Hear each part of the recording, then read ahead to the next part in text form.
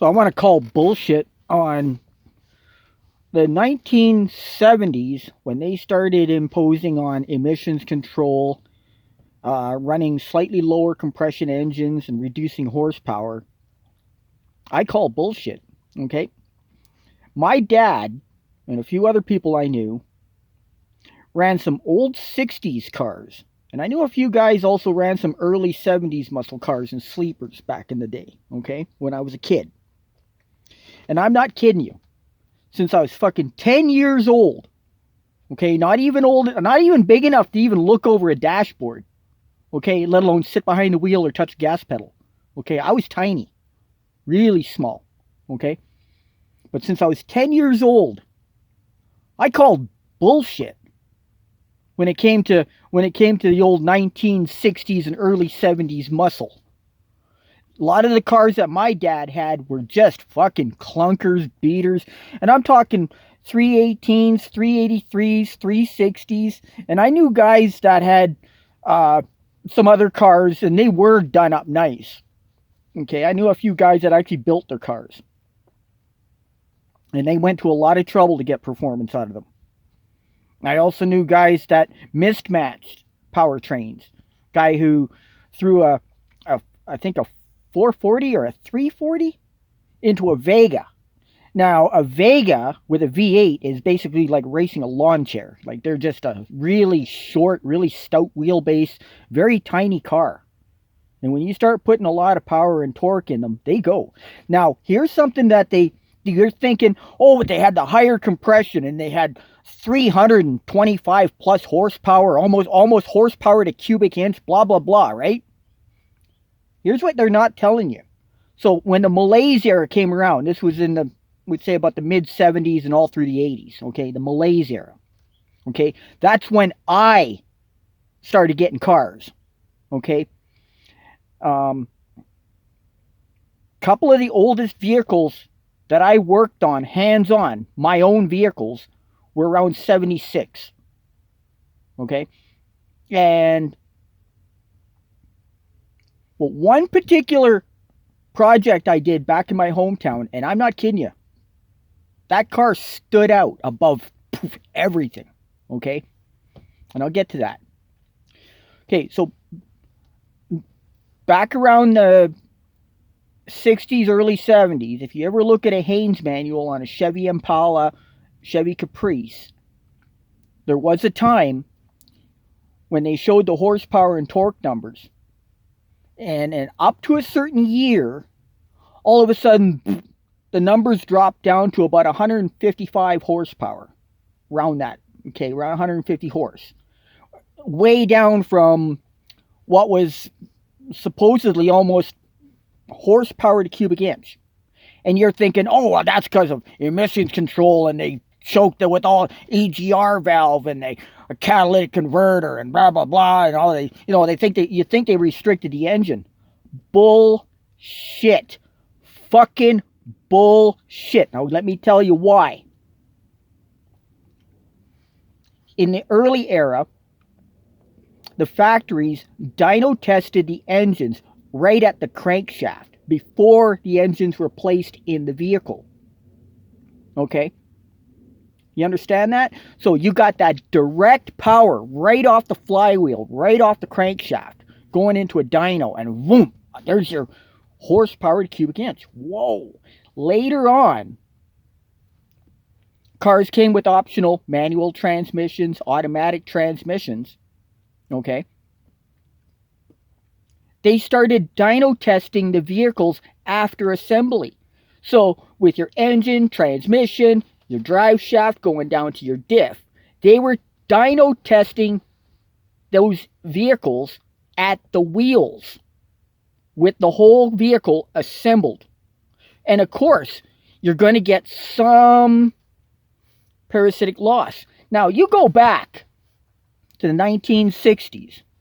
Okay, this is where I call bullshit, because that's all I saw when I was a little kid. I saw bullshit. Okay, oh, this car's a sleeper, this car's a muscle car, this car's this car's that, right?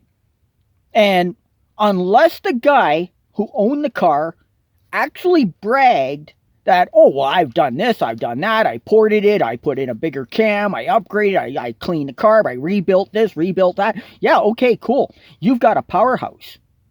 You've got a muscle car. But I've seen guys, my dad, one of them, okay, you'll just buy a car as is, couple of $100, just a throwaway junker that's just about to end up in the junkyard, okay? And my dad needs a vehicle just to get to and from work.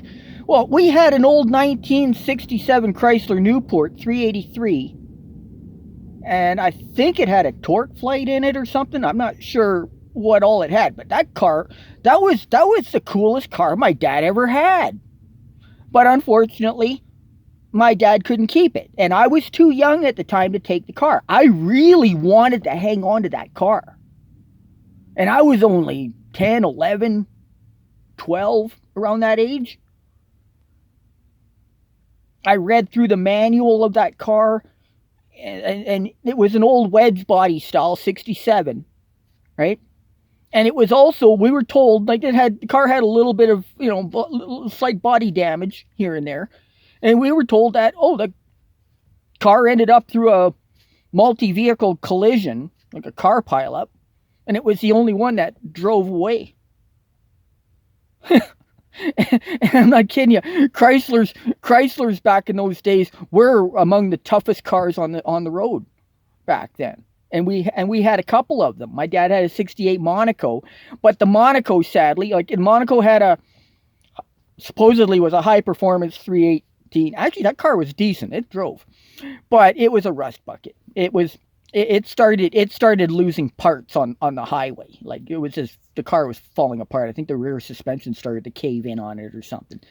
And my dad had to junk it, right? And but the Newport was a friggin' solid car, and I have no idea where it went. I have no idea how many times it might have changed hands. My dad had it in storage at a place, and then all of a sudden we went broke. My dad couldn't keep the storage payments on it where it was kept. We didn't keep it at home. I wish we had. I wish we had just kept it in the yard, but we didn't. And my dad ended up giving it up. Ended up basically giving it away, right? Because he owed money on storage fees. And that was the end. And there was nothing wrong with that car, other than at times it just sat for periods of time. The gas might have been going a bit stale in it, and that was about the only issue it ever had, right? And really, it was really the one car that had the least breakdowns of all the vehicles my dad's ever owned. But overall, okay, like I said, you go back to when, but they had horsepower to cubic inch, right? Kind of numbers. You could take a 150 horsepower emissions compliant V8 that's got the restricted carburetor, you think, or maybe they've gone to fuel injection later on, but EGR valve and the catalytic converters and the other features that the engine came with for emissions control. And if you took that motor out and you dynoed that thing at the crank, as opposed to dynoing it through the transmission and the powertrain, you'll get a different horsepower number. I can guarantee it.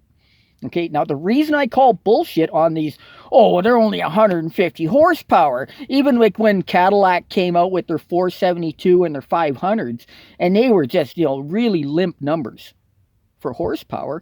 Well, of course, it's not, part of it's the engine, right? They came with a smaller cam, maybe slightly smaller porting, and that's one of the things they did. They lowered compression, so lower octane gas. And you're thinking, but that's losing power. Everybody was barking and whining about the Malaysia. Now, okay, I had a 1984 305 Chevy Caprice station wagon. Okay, 305. I didn't swap it out for a 350. I didn't throw a big block in it. And it came with the 700 R4 automatic transmission overdrive. And that was actually a really rare, I didn't know, that car came with a few rare options. And I didn't know the whole car at the time, but I spent a few years under it. as well as in it, but under it, okay, which meant I worked on a lot of stuff on that car. But I also broke a lot of stuff with that car, okay? And the Haynes manual showed for around that year 305 Chevy Caprice, right? Was only rated 155 horsepower.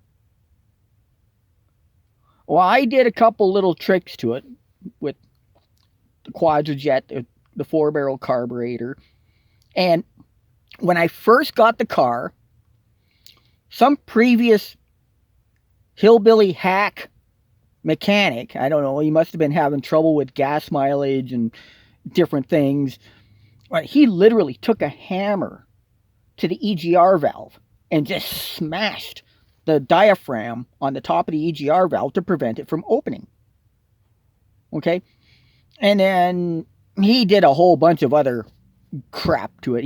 He removed all the vacuum hoses off the carburetor and intake manifold, you know, and put a different carburetor on that engine that wasn't properly tuned or wasn't spec'd for that particular engine. And the thing barely ran.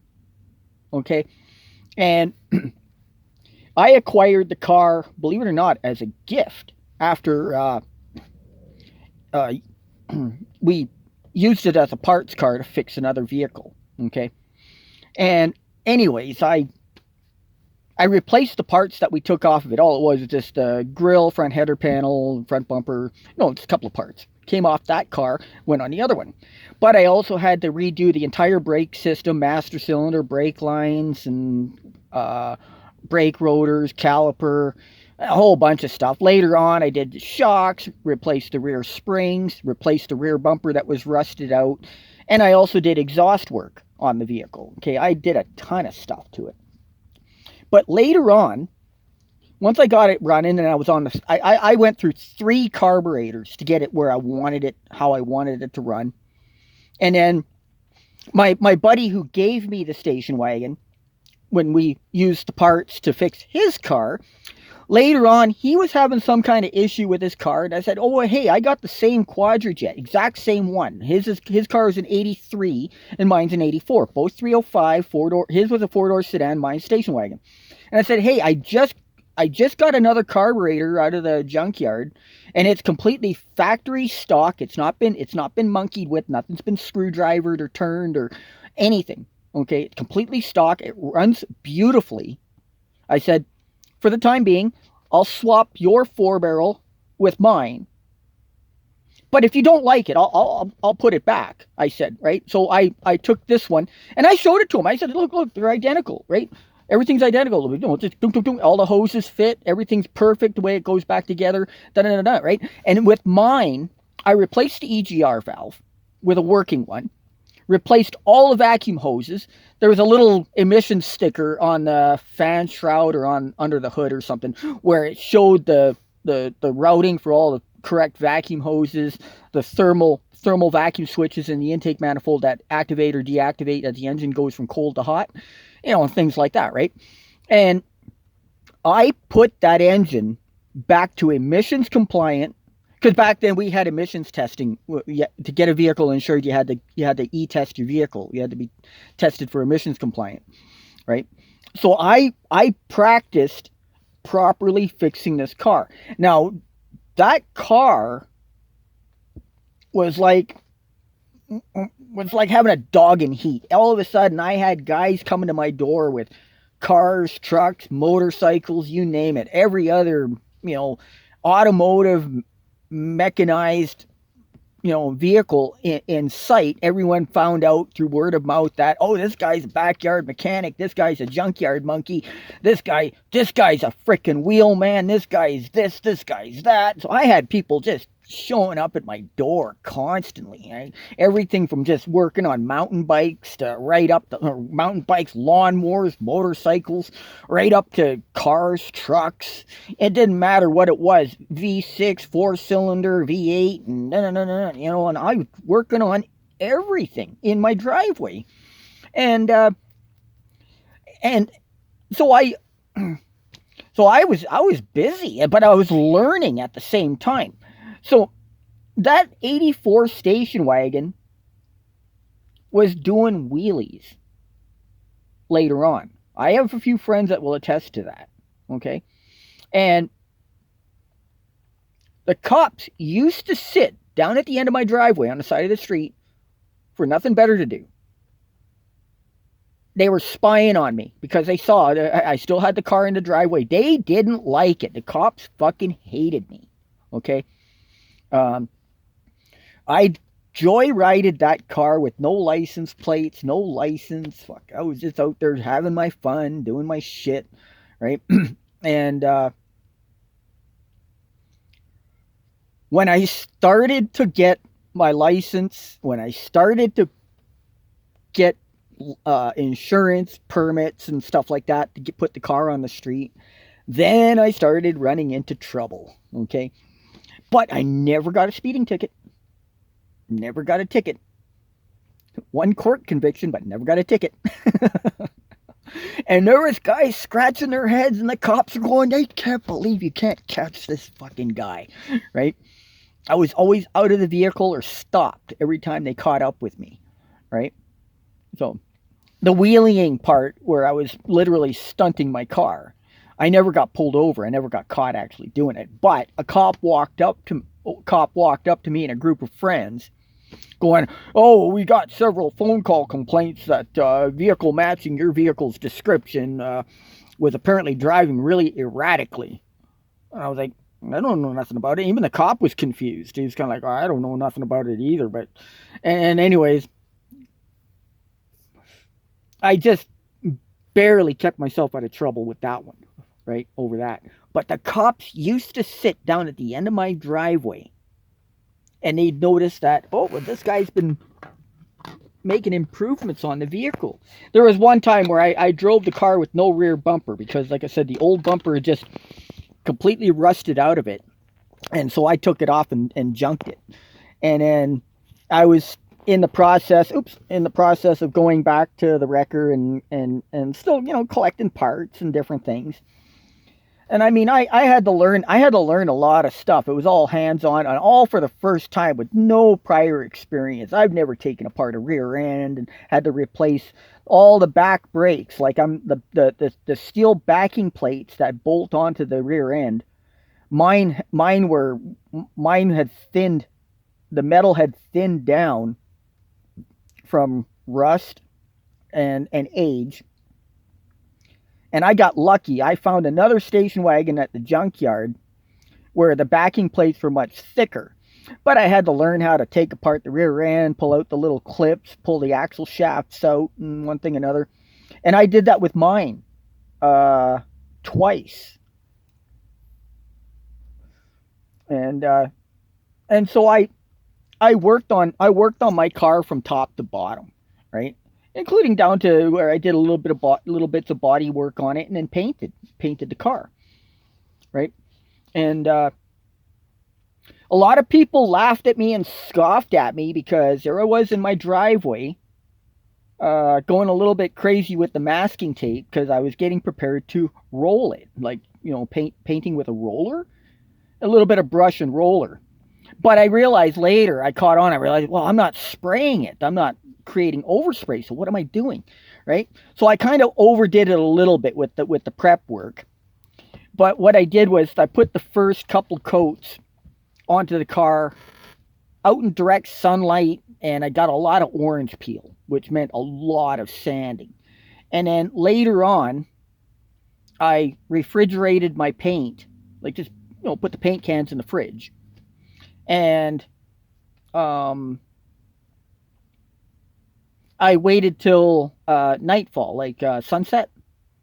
So right at the end of the day, literally at sunset, just as it's starting to get dark.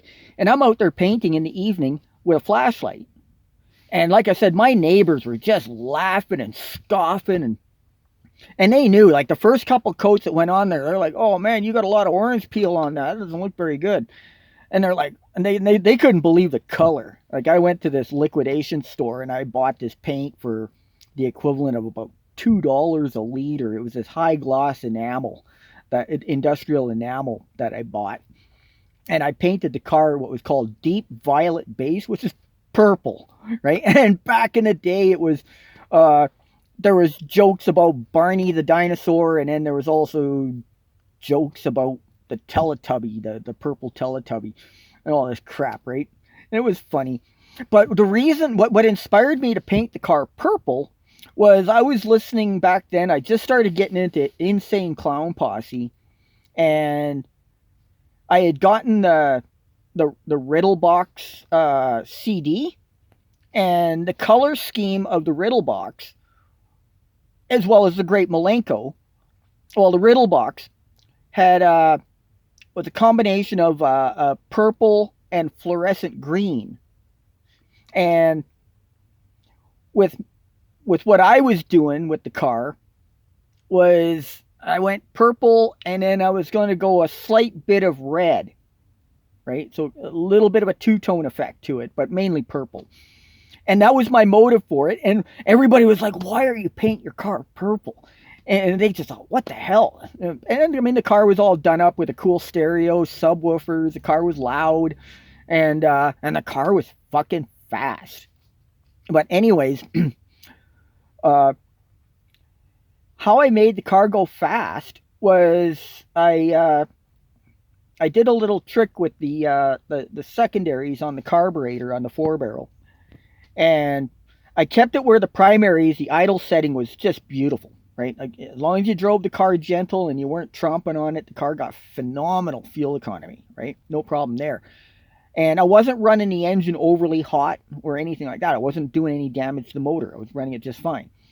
And then when you stepped on it, all of a sudden it would almost pull the front wheels off the ground.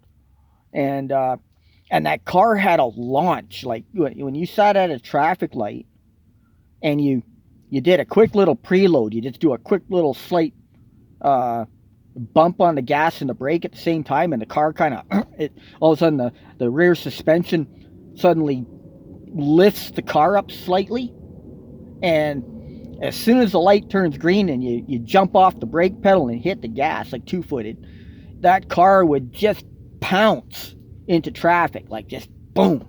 And I was probably one of the fewest people that drove like that. And like I said, and then my dad had what was supposedly were powerful cars back in the day, but my dad was never an aggressive driver.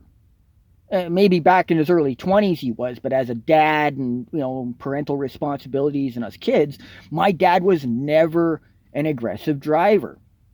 And part of that too is I think my dad drank a lot. So I think that what kind of made him a little overly cautious at the wheel, right? My dad was never into accidents. And then, but my dad found out the type of vehicles I had, and all of a sudden he was just terrified. He wouldn't come anywhere near them. He would look at a car, right? He sat behind the wheel of my station wagon one time, and he made a comment about how long the hood was, the front end. And I mean, I was an 84. It was like the square body Caprices, the old cop car type body style, right? And that was the other thing I went for when it came to cars, was I'd been in enough trouble with the law, right? Run-ins with the police and that. And I always liked the performance of police cars. Always have, right? The old Caprices and the Crown Vics, right? But I found that the Crown Vics were gutless. When they phased away from the 5-liter and then went to the 4.6-liter, I found that the Crown Vics were gutless, right? And I was still running 305s and 350s, right? Later on, around 2014, 2015, I started getting into head porting and modifying, porting out intake manifolds and things like that. And I was achieving, around 6,000 RPM engines or redline. And but I was also, even in the heavy duties, the big 1-tons like the motorhomes, all of a sudden I was running into issues with the amount of torque causing the rear suspension to drop, and things were happening. It wasn't good. And this one, this one's got a big block in it. I have done a carb swap and checked out the performance of this engine. This thing's a little bit scary, but I got it tuned stock. This thing is just a glorified baby stroller. This thing drives gentle. Even when you mat it, it doesn't do anything terrible. This thing is gentle. And this one's got a restriction in the secondaries where the floor barrel only opens about a 1/4 inch on the carburetor. Now all I have to do is take out a 1/2 inch of slack on the accelerator cable, and boom, I got full wide open throttle with it. That's all it is. Just a 1/2 inch, just a little 1/2 inch spacer I put into part of the throttle linkage, and this thing gonna go monster. And then like I said, carburetor swap. I got another carb that's tuned out to 750 CFM, where the primaries and the secondaries both open wide, right? Open full out. And like I said, this thing's a little bit scary. This is RV cam, 4-bolt main, 454 in this one. My previous motorhome was a 4-bolt main 350, also RV cam. And that's one I did the full head porting, intake porting. I put an aluminum intake on it. But I ported out the intake manifold. I literally pulled like 3/8 of an inch of metal out of the intake runners. Even the top part where the carb spacer went onto the top of the manifold, and then the carburetor, I took the carburetor gasket, placed it on, finger tightened the bolts in, and then saw where the aluminum was still showing around the edges of the gasket, and I marked them out, removed the gasket, and then got in there and machined a bunch of metal out of it. And the trick with aluminum, whether you're using like steel or carbide filing bits on your rotary, on your die grinder or your Dremel, your rotary tool, is take a wax candle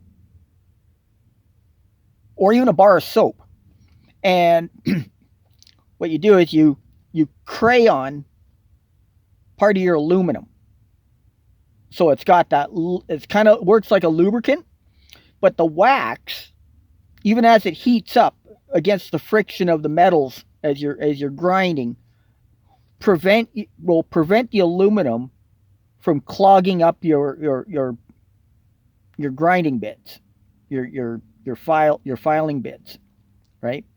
When you're die grinding, when you're gasket match porting on aluminum. Okay, steel, like cast iron, not an issue, right? And if you really want a nice, smooth, clean porting job, especially on your exhaust side, if you're doing a little bit of exhaust porting on your heads, just a little bit, you can use a little bit of WD-40 in the final stages of it. So just when you're gouging, when you're getting in there and you're deshrouding, you want to bullet nose your valve guide so there's no hot spots, nothing gets red hot in your exhaust ports to prevent like pre-ignition or a misfire type situation, right? Then you do your bullet nosing, you round everything out. But if you're going into like a higher stage of porting, like normal gasket match porting might be the equivalent of what, a stage 1 or a stage 2.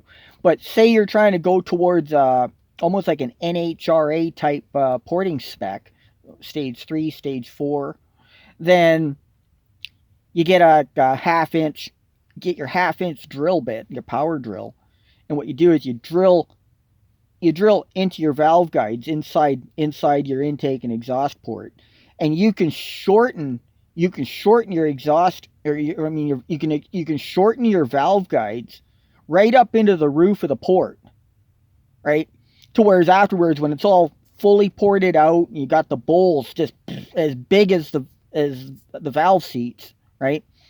And you got it maxed out for maximum flow. Now the only drawback though is if you're just driving this thing on the street, you have got to fatten your fuel mixture, and you're going to get horrible gas mileage if you go to a stage 3 or stage 4 porting on your cylinder heads. You're going to get the worst gas mileage in existence. You only want to go about a stage 1 to stage 2, and all you're doing, you only want to increase your flow by about 20% at the most, and that will get you more power, more torque, a little bit better acceleration and pickup. Or if it's a truck motor or a van or whatever, and you're towing or running loaded, like, you know, your vehicle's heavy, right? Then yeah, you'll achieve decent amount of power, and you'll probably improve your fuel economy a bit. Okay, not by a whole lot. Now, it didn't matter. 1950s, 1960s, into the 1970s, and then all of a sudden by 1973, all of a sudden we had OPEC, California, emissions control, blah, blah, blah, blah, blah, right? And fuel economy numbers never changed. Oh, but there's a fuel shortage. Oh, we're going to restrict the horsepower. Bullshit, bullshit, bullshit. And the reason I call bullshit was because all they did, this was the big lie. Everybody thinks, oh, well, we're in the Malaysia. I called it mediocre. I thought, oh, wow, no, these vehicles are lame. But I'm talking about old, used vehicles, poorly maintained. Everything had to be replaced because the previous car owners didn't know nothing about mechanics. They're, you know, if you're sending your vehicle, and I mean, back in the day, you know, the average shop rate used to be like $50-$60 an hour, $80 an hour.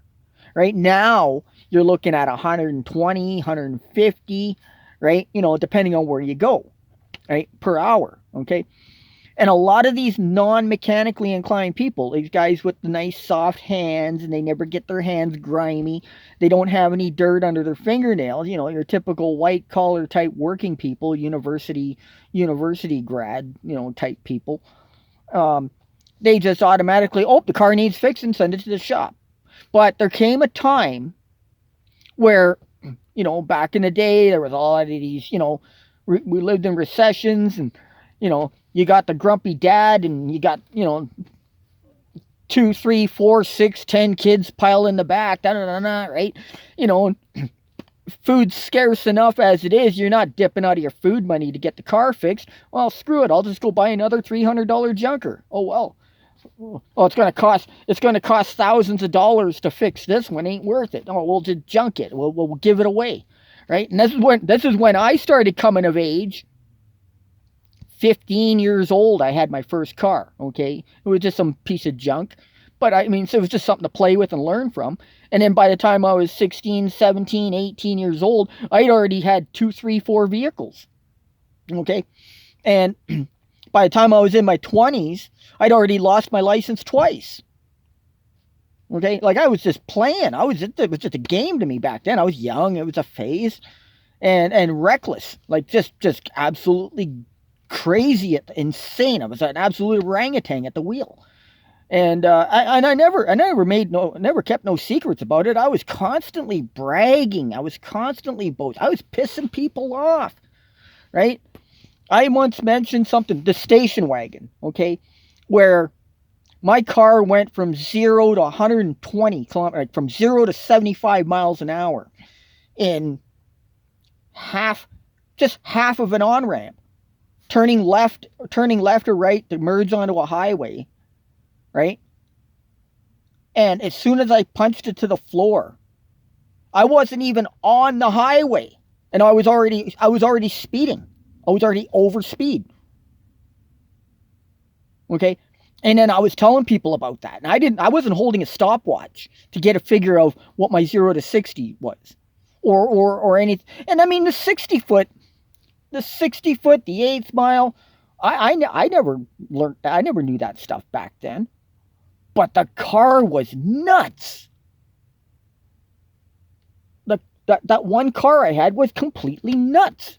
Now later on, I bought a '95 Chevy Caprice 9C1 ex-police car. It was kind of an Impala clone, almost similar to an Impala SS. And that car wasn't even close to the type of power capability that the 84 had. Okay? So you know, talk about going through the malaise era. Okay, back when I was 17 or 18, I had a 1976 Olds Omega. It was a mid-sized car, similar to a Nova, 4-door, and it had a 350 Buick in it, and I think it was a turbo 350 transmission. It was automatic, and supposedly somebody said that was supposed to have been a police interceptor type package in it, but the car was a fresh rebuilt engine.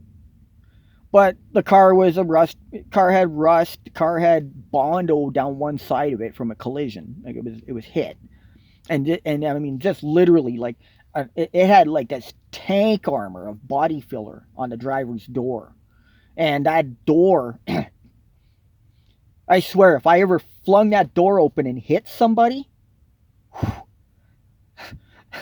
that door was freaking massive, and it was a 4-door. It was thick. It was this body filler, just caked on it. And one time I pulled the inner door panel off and I peeked inside of it, and the dent in that door just barely touched the window regulator. Like, I was surprised there wasn't anything contacting or rubbing, or there wasn't a serious problem with the window regulator, right? And I don't know if the guy tried to push the dent back out or not. He just bondoed it over. Literally just filled it. Like 2-3 inches thick, the whole door from the window all the way down with body filler, right? And then just painted brown paint over it to match the car color. And that car only had a 2-barrel, and that thing smoked tires anytime I stepped on it. Anytime I pulled a brake stand with it, it didn't matter where it was, what time of the day or night it was, but that car was a pig on gas with only a 2-barrel. Later on, I got with the 4 barrels, and I found, well, they weren't really a tire roaster as much.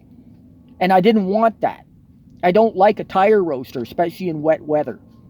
And the Olds Omega wasn't a big loss to me. It got impounded because I was driving it with no insurance, no license, and I couldn't afford to get it back. I was only 17 then, right? And so I basically gave that car away, right? Cops pulled me over. I got a couple of $100 in fines. Back then, fines were cheap, right? Not like what they are now. And that was the end of that, right?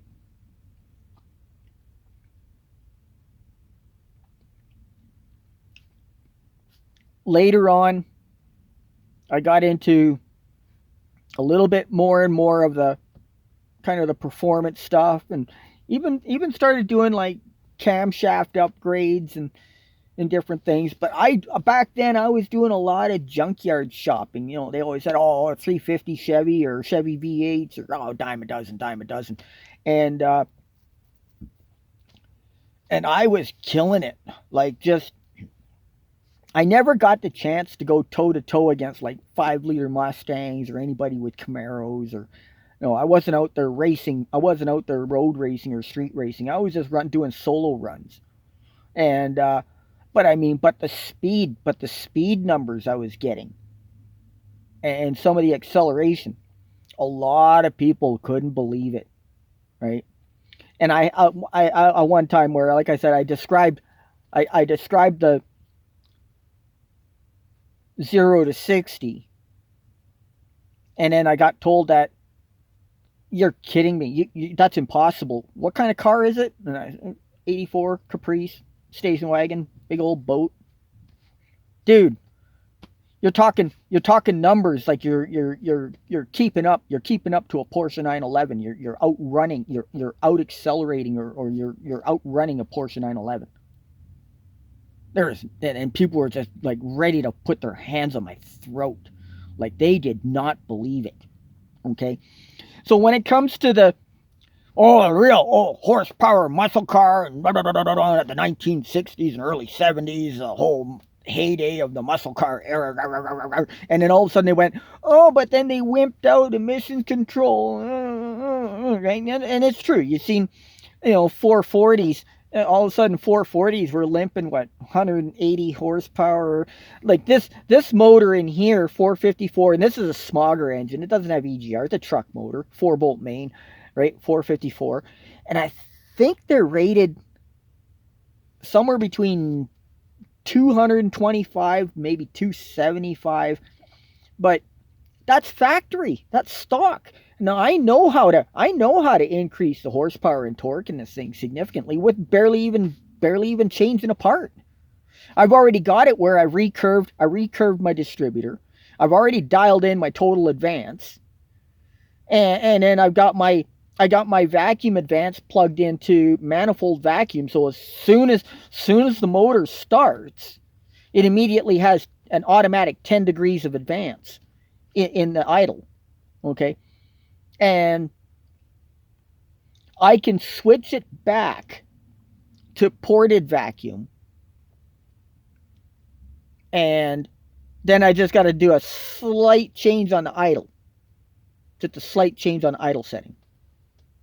Because when the vacuum advance is not on, the idle drops really low, right? And as it is, the way this motor is tuned, I've already got it running lower than stock idle because I don't rely on the alternator. I'm not sitting at a traffic light with the expectation that, my charging system is charging my power or charging my batteries. No. The only time I want to use my alternator charging system is while I'm cruising. So at 30 miles an hour or 70 miles an hour, then the charging system's going. But if my foot's off the gas at a traffic light, at a stop sign, or parking, and I'm just about to shut it off, I'm not relying on the charging system. I've got solar during the day, okay? I don't really drive this thing much at night. And I didn't buy this motorhome with the intention to use it as a daily driver or to dump a lot of mileage on it. I'm babying this thing. I've actually had guys that have been supposedly interested in buying the motor off me, and I kept telling them, well, $2,000, $2,000, $2,000, $2,000, and I'll pull it. I'll unbolt it. I'll pull it. I'll throw it out the door for you. And nobody's producing the money. So what they're doing is everybody's lowballing and grinding around me, not showing any cash. I don't give a fuck what their excuse is. Oh, you got no money? Tough, then I'm keeping it. I bought this thing because it's got the big block. But it's only a 23 foot. I can throw a small block in it. What's no big loss? No big loss to me. I can put a performance small block in this. I can build my own performance small block. Get more power than what the big block is currently producing.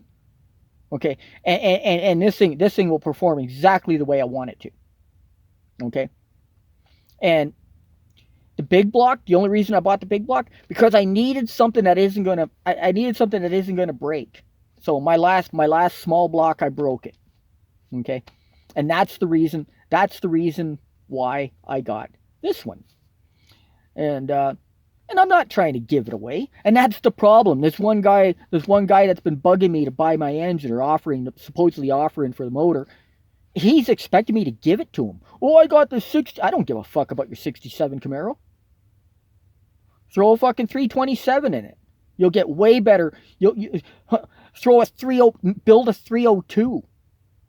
Get a 283 crank. And your 350 block. Okay, and build yourself a 302. You want to talk about a high revving zapper motor. That's the way to go. There was another one where, what was it? I think somebody said something about a four 400 small block bore to I think it's either a 350 or a 327 crank stroke, like a shorter stroke 400. There's one particular motor that you de-stroke a 400, and I think it comes out close to the equivalent of a 350, but it's in a different bore and displacement, and with bigger bore and smaller stroke. And apparently it's like a non-existent motor, right? I've also heard of there's a variety of old truck engines, V6s, with what they called coffee can pistons, like huge cylinder bores, V6s. They were like a it's like the equivalent of like a 472 cubic inch V6, and they weren't a high revving engine. They were just a really grunty, torquey motor. Like, I mean, the thing will move a mountain type thing, right? And I know I would like to get a Chevy C60, like an old farm truck, like an old dump truck, Chevy C60, and do a full frame swap underneath this motorhome. This has got a 1-ton P30 chassis under it, which is, full frame, full truck frame underneath. And a C60 is the equivalent of a 3-ton or a 5-ton. Some of them came optional with a 2-speed rear end. Most of them were stick shift. And a lot of them just ran with either small block or big block or the V6s in them and stuff like that. They had different engine options for them. And but they had like really stout gearing in them, and real powerful torquey, and with the taller tires, 3-ton, 2-ton, 3-ton, or 5-ton, in a Chevy C60, and do a full chassis swap underneath this motorhome. Just kind of a fantasy idea, if that ever gets to materialize. Even just putting a manual 5-speed in this would be sweet, right? Get rid of the turbo 400 automatic and go to a manual. The P30s were buses, cube vans, emergency vehicles, fire department, police, SWAT, type vehicles, paddy wagons and that. And they had all kinds of purposes all through the 60s, 70s, 80s, into the 90s, and they came with a whole variety of powertrain combinations, transmissions, and everything else. So there's all kinds of ways to get these things to run nicer. This one's got the 373 gear ratio, which is good because it's not as high on the RPM on the highway. This thing actually drives pretty nice. It's got tall tires. But I know it's got potential for some improvement on the powertrain. I'm not worried about the streetability of it. I'm not expecting this thing to lift the front end off the ground or like it. This thing already jumps away from traffic at a green light. But it's not the best gas mileage. Big thirsty V8 in it, right? So. But like I said, I call bullshit when it comes to how back in the day they used to say, oh well, that back in the day the V8s had the equivalent horsepower to cubic inch and all this stuff. Well, that's because they were reading your horsepower and torque numbers right off the flywheel, right off the back of the engine prior to putting the engine in the vehicle. So you got a dyno tested engine rated to, a 327 rated to over 325 horsepower back in the day. But when they started dyno testing the vehicles after assembly, then all of a sudden you're saying, oh, but it's only got 150 or 160 or 170 horsepower. Well, yeah. But if you took that motor out and you went back to the old school method of where they did the crank testing at the dyno, you'll find out that those horsepower numbers are altogether different. Even in a lower compression, lower octane fuel engine, and a lot of the high performance, all these like hot rod and TV shows that we've been used to watching, and even back in the day reading Hot Rod magazine and Super Chevy Carcraft and all those muscle car type magazines back in the day as kids. Okay, they were always talking about, you know, oh well, we only want to do it about a 8.5, 9 to 1, or 9.5 to 1, or maybe 10 to 1, and have it just run on regular pump gas. We only want it to run on 87 octane. Oh, maybe 91 or 93, right? And and, and the thing is, what they were doing now, what they're doing with a lot of these more modern builds is, they're doing high performance builds, but they're running them on just regular pump gas, so they're not horribly high compression motors. Okay, and I know this. I've already built these myself. I've never done a full high compression 11 to 1, 11 and a half, or anything like that compression, or done any major modifications other than when I started learning how to port heads. Okay, but normally I just run my engine stock with very minimal effort. Okay, and yet I've pumped extra horsepower. I can make an engine go from whoa to wow, and just have it just scream. And and a lot of people are looking at me going, "No way, man, that's impossible. You got to be bullshitting. You got to be lying." I said, "Here, you take it for a run. Here, you try it out. Go ahead, tromp on it, play with it a little bit. Don't worry, I put lots of gas in it, right?" And they find out, holy shit. They find out, yeah, yeah, man, I've done some stuff.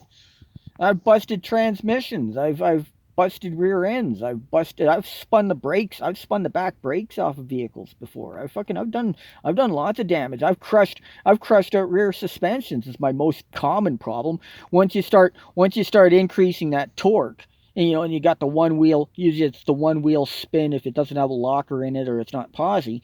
Then what happens is the vehicle twists a little bit on the one side, and then before you know it, after so many times doing it, your tailpipes are hitting the ground and they're not coming back up again. And I've done that. I've done all that on the street, out of my driveway. I've never been on a quarter mile. I've never been on a test track. Um, Anyways, it's just what it is. Like I said, I call bullshit when it comes to all these. What these cars of the Malays era. Oh, well, yeah, there were certain makes of vehicles out there that were always junk, right? Which is why like certain vehicle manufacturers didn't last. Or even ones nowadays. There's certain guys out there. Oh, I love my Mopars, but look at Mopar. They fucking all through the 1970s and into the 80s, they were going bankrupt. They were going out of business. They just barely kept themselves afloat. It was the K car that saved their company and kept them in the industry all these years. Now look where they're at with Stellantis and everything else. Fucking junk. Okay? But anyways, I don't want to get into all that crap. I don't pay much attention to what's going on with the newer stuff. So anyways, bye for now.